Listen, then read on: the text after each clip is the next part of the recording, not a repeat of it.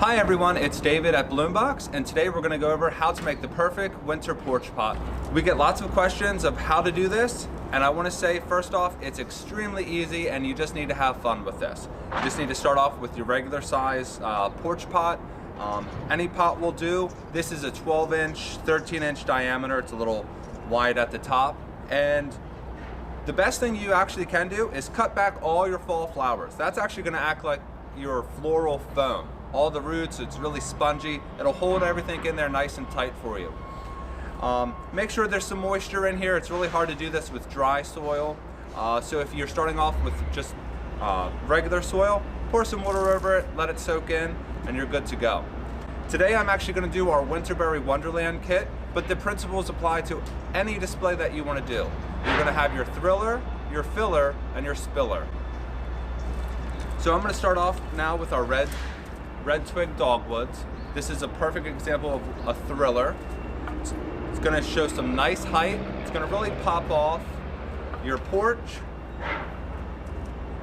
make your pot seem really dramatic.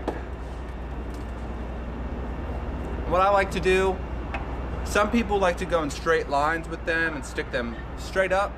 I always like to give a little bit more of a fanning effect by making them tilt out slightly. But it's the preference of you and the style of your house. The Winterberry Wonderland kit is a more traditional look, especially with the nice Winterberry stems. And I always like to stick this right in between.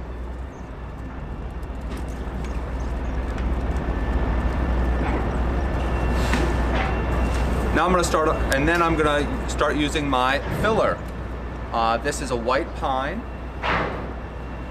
and you start sticking it in. You want it to give it some height. I like making it go up in the center more. You can actually even use the white pine if you have long enough branches as your thriller. Some of our kits do call for that. So now I've filled in around the base. You can hardly see where the dogwoods go in, and you just stick them in as needed. Whatever you think looks nice. And then for a spiller today, we're using our Western red cedar, and you just go around the perimeter. Stick them in, Some people really like the dramatic drooping effect. Some people don't. You can cut these branches to size.